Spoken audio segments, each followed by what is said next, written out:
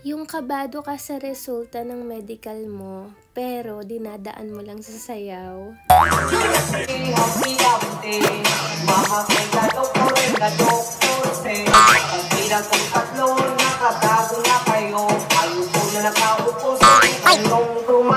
wanna ride.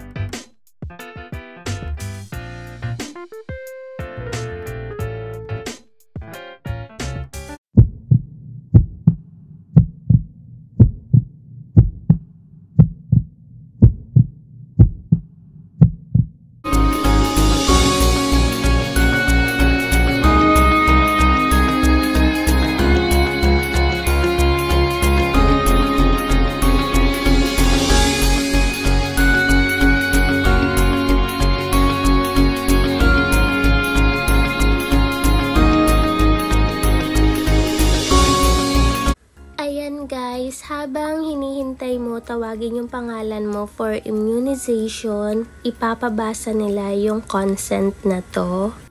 Please be advised that medical reports are valid only for 3 to 6 months. Pagkatapos nga ako guys, bakunahan ng 4 na beses, ayan, pinababa na nila ako sa ground floor, which is bumalik ako dun sa counter A for releasing. Once na natawag ka na guys, ibibigay nila sa'yo yung mga documents and CD, then i-explain nila. Ito naman guys, i-scan mo para malaman mo yung mga kailangan mong dalhin sa araw ng interview mo sa US Embassy. Ayan guys, natapos ako ng mga 3:30 PM. Then dumiretso ako guys sa Quiapo Church. Nagpasalamat ako kay God kasi hindi niya ako guys pinapabayaan. Kaya ayun, thank you God. Thank you po ng marami. Ang saya ko talaga guys ngayon. Ang gaan ng pakiramdam ko.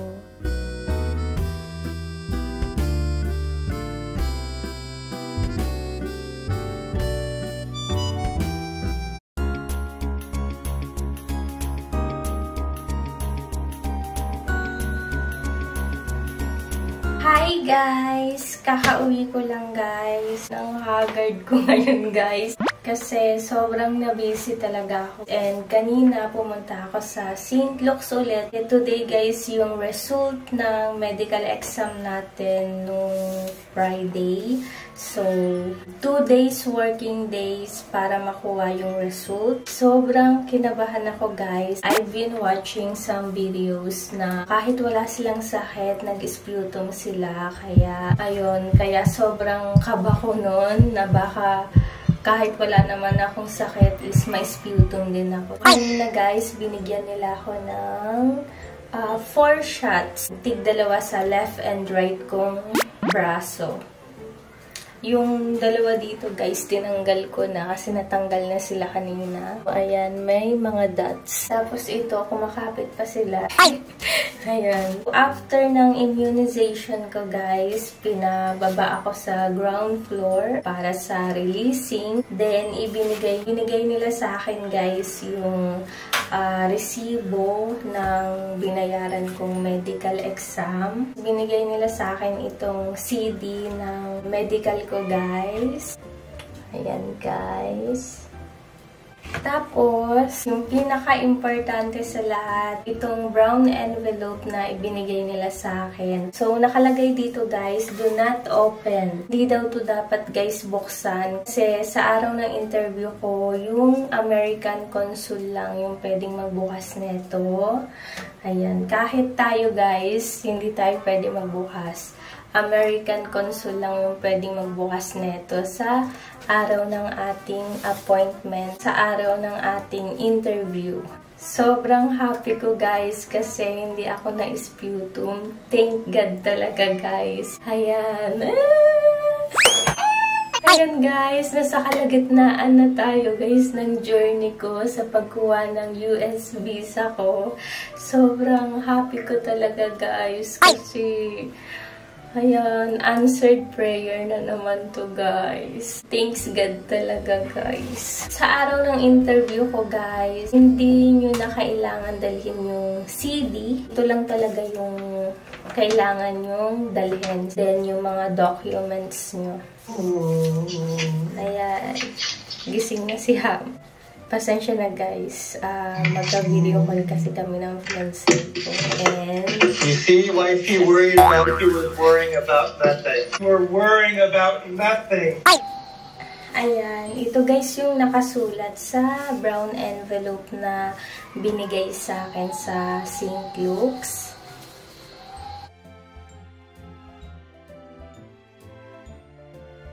Itabi ko lang to guys. I-ready ko na guys yung mga documents and yung mga dadalhin ko sa araw ng interview ko. Hindi ako guys magdadala ng bag. Mga documents lang talaga guys yung dadalhin ko. Para hindi na hassle sa akin yung mag-iwan-iwan ng bag.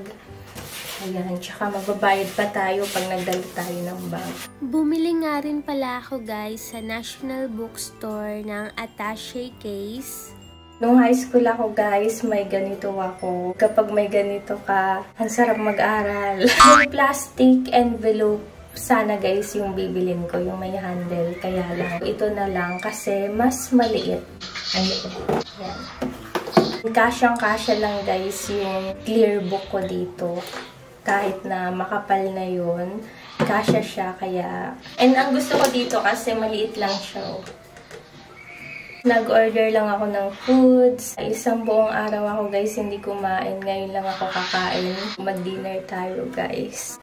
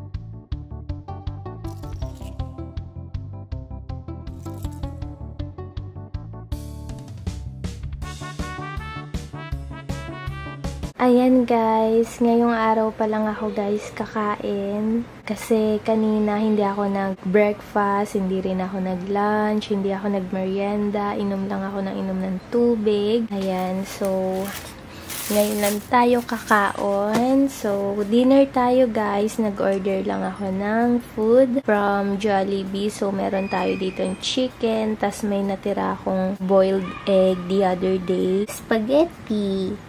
Kain tayo!